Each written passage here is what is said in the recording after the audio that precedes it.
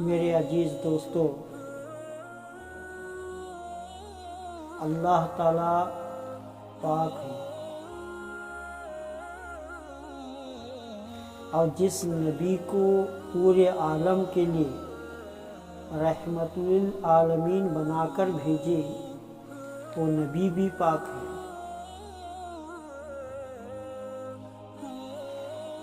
اور ہمارے نبی صلی اللہ علیہ وسلم پر جو کتاب کو نازل کرے اللہ تعالیٰ، وہ قرآن بھی پاک ہے۔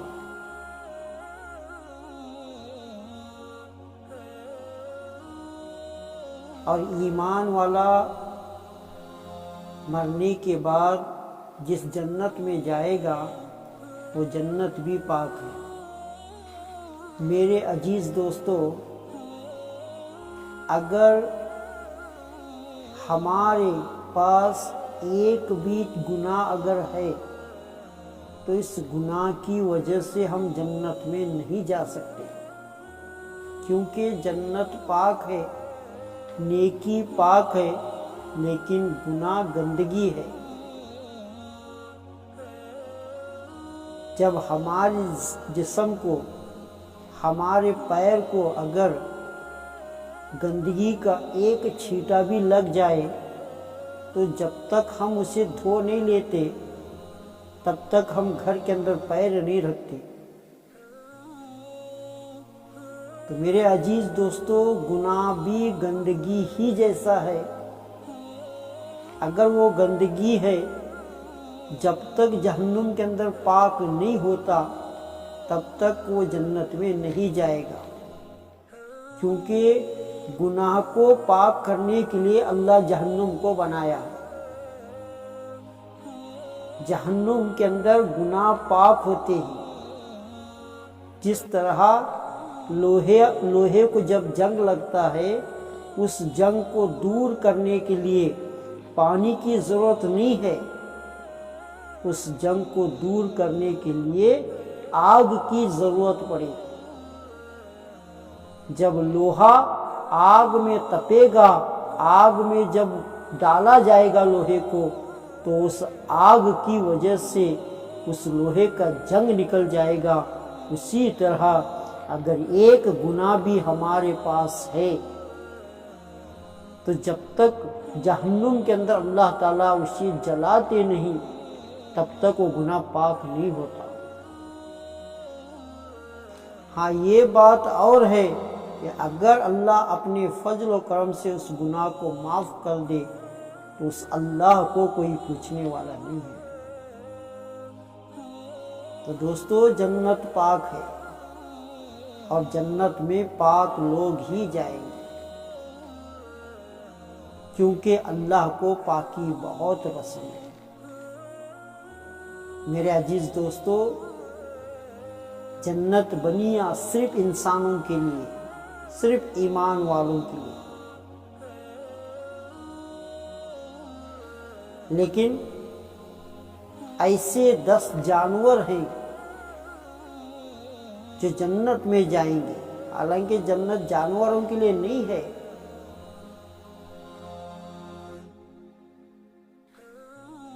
لیکن 10 جانور ایسے ہیں جو جنت میں جائیں گے۔ پہلا، بکرا، گائے۔ جس گائے کو اللہ تعالیٰ حضرت موسیٰ علیہ السلام کو ذبح کرنے کا حکم دیا تھا، وہ گائے جنت میں جائے گی۔ حضرت یونس علیہ السلام جس مچھلی کے پیٹ میں تھے 40 دن تک، وہ مچھلی جنت میں جائے گی۔ تیسرا، وہ مینڈا جو حضرت اسماعیل علیہ السلام کے جگہ میں ذبح ہوا تھا،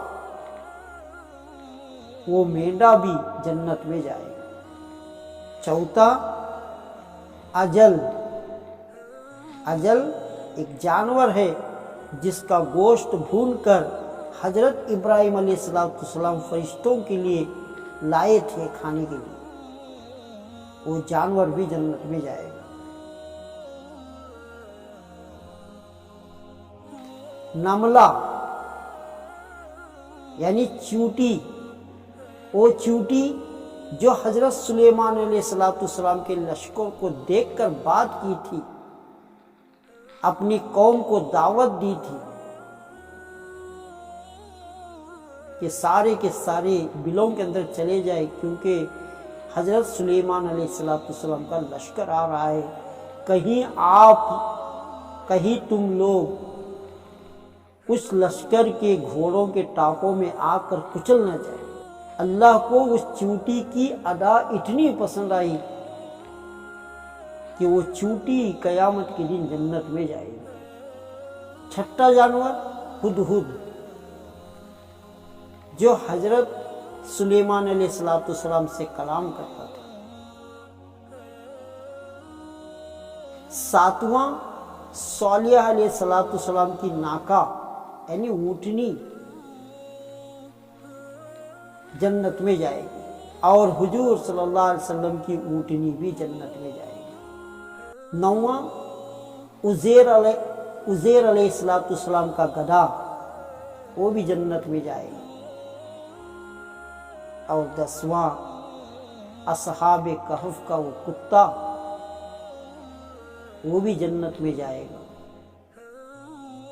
تو میرے عزیز دوستو، کہیں ایسا نہ ہو کہ قیامت کے دن یہ گدھا ہم سے کہہ دے کہ اے انسان، تو اشرف المخلوقات میں سے تھا، میں تو حقیر مخلوق تھا، اور جب تو کسی کو بے وقوف کہنا چاہتا تھا، کسی کو بے وقوف بولنا چاہتا تھا، تو میرا نام لیتا تھا۔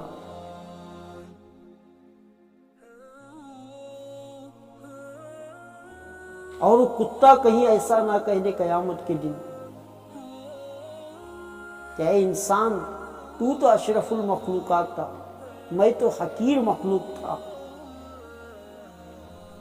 جب بھی تو کسی کو گالی دینا چاہتا تھا، میرا نام گالی کے طور پر تو استعمال کرتا تھا۔ آج میں جنت میں جاؤں اور تو جہنم کے اندر۔ تو میرے عزیز دوستو، جن جانوروں کو ہم حقیر سمجھتے ہیں، قیامت کے دن کہیں یہ جانور ہمیں یہ نہ کہہ دے کہ تم تو اشرف المخلوقات تھے، تمہارے لیے جنت بنی تھی، اور تم گناہوں کی وجہ سے جہنم میں جا رہے ہو۔ تو میرے عزیز دوستو، ابھی بھی وقت ہے، ابھی بھی موقع ہے کہ ہم اپنے گناہوں سے توبہ کریں، اللہ سے معافی مانگیں، کیونکہ اللہ تو غفور الرحیم ہے، اور معاف کرنے کا اعلان بھی اللہ نے کر دیا۔ جو بھی بندہ اللہ سے معافی مانگے گا، اللہ اس کے گناہوں کو ضرور معاف کریں گے، کیونکہ اللہ کو معافی مانگنا بہت پسند ہے، اور اللہ کو معاف کرنا تو بہت ہی زیادہ پسند ہے۔ جب بندہ اپنے دل کے اندر اللہ سے توبہ کرے گا اپنے گناہوں کا، تو اللہ تعالیٰ اس کی دل کی توبہ بھی اللہ قبول کرے گا۔ تو ہم اللہ سے توبہ کریں، اللہ سے معافی مانگیں، اور لوٹ کر اللہ کی طرف جائیں، کیونکہ صبح کا بھولا ہوا شام کو آئے گا تو اسے بھولا نہیں جائے گا۔